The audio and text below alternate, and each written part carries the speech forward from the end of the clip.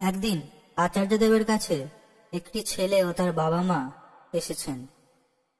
ওই ছেলেটি একদমই পড়তে চায় না, মন শুধু মোবাইলে। তার বাবা মা তাকে নিয়ে এসেছেন অসহায় হয়ে, নিরুপায় হয়ে সেই পরম উদ্ধাতা আচার্যদেবের কাছেই। আচার্যদেব সেই ছেলেটিকে প্রশ্ন করলেন, তোর কি আছে বাবা? একবার শুধু আমায় বল, বল রত্নাকর দস্যুর মতো লুণ্ঠন করে পরিবারের গ্রাস্যসাধন করতে পারবি? না তাহলে উপার্জনের রাস্তা কি হবে? গুণ? হ্যাঁ, রবীন্দ্রনাথ স্কুলে না গিয়েও বিশ্বকবি হয়েছেন। লতা মঙ্গেশকরের স্কুল কলেজের ডিগ্রি ছিল না, শুধু কণ্ঠ ও গায়কির গুণে তিনি বিশ্বনন্দিত হয়েছিলেন। তুই পারবি? নিশ্চিত রূপে উত্তর হবে না।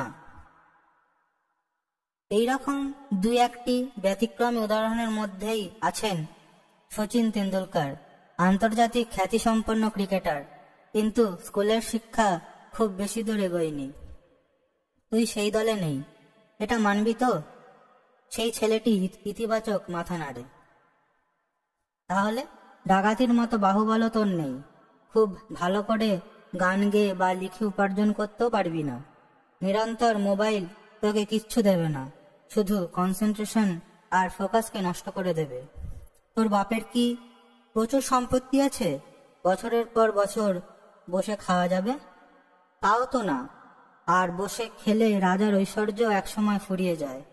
সহজ পন্থা, ভালো করে লেখাপড়া করা। কিছু করে তো খেতে হবে, খাবি কি করে? একবার ভেবেছিস বাবা মা কারো চিরদিন থাকে না, নিজের পায়ে তোকে দাঁড়াতেই হবে। পড়াশোনায় আনন্দ না পেলে একটা কিছু শিখতেই হবে। তোতা পাখির মতো মুখস্থ করবি না। মনোটোনাস হয়ে গেলে লেখাপড়ায় আর ইন্টারেস্ট পাওয়া যায় না।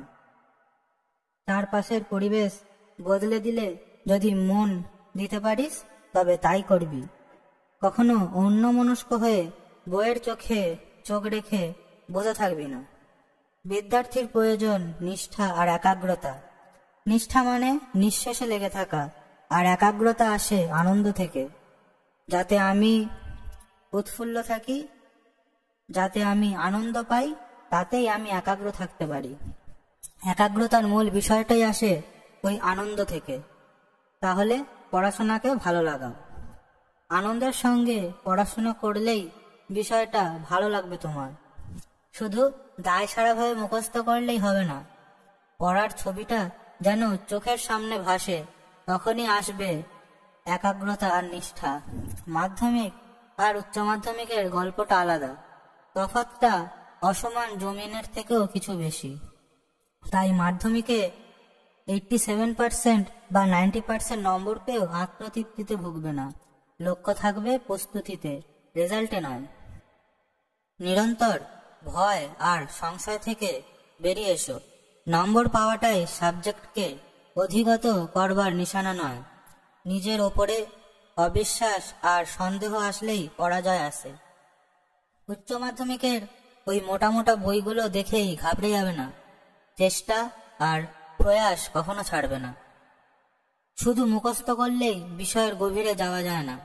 ছোট থেকে বড় জায়গায় গিয়ে অনেক সময় সাজগোজ, আড্ডা আর মোবাইলে মন চলে যায়। ক্ষতিটা শুরু হয় ওই সেখান থেকেই।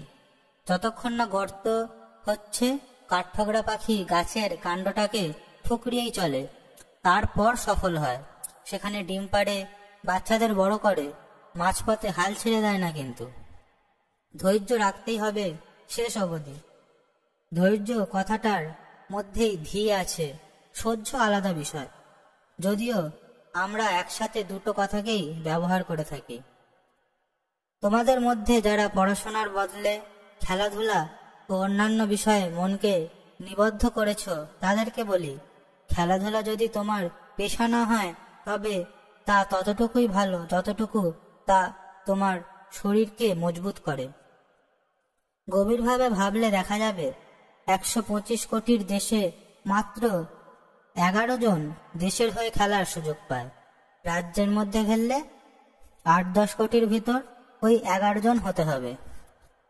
যদি জেলার হয়ে খেলো তবে হয়তো 50 লক্ষের মধ্যে ওই 11 জন হতেই হবে। পৌঁছাতে গেলে কতটা আত্মত্যাগ লাগবে, কতটা প্রস্তুতি লাগবে, কখনো ভেবে দেখেছো? বিদ্যা অর্জনের এই সময়টাই জীবনের সব থেকে সেরা সময়। কেননা বাবা মার ছত্রছায়ায় থাকা মানে একটা বড় গাছের নিরাপদ আশ্রয় থাকা। জীবনের রসদ আহরণ করার এই তো সময়। পাতা যেদিন ঝরবে সেদিন তপ্ত রৌদ্রের মোকাবিলা তোমাকেই করতে হবে।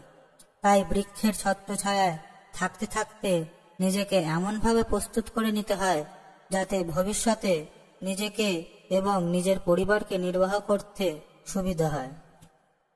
আগ্রহটা তৈরি করতে হয়। লক্ষ্য যেন শুধু রেজাল্ট আর পরীক্ষাই না হয়। বিষয়কে আত্মস্থ করো, প্রস্তুতিতে কোনো রকম ফাঁক বা ফাঁকি রেখো না। গীতায় শ্রীকৃষ্ণ ভগবান তাই বলেছেন, তুমি কাজ করে যাও, ফলের আশা রেখো না।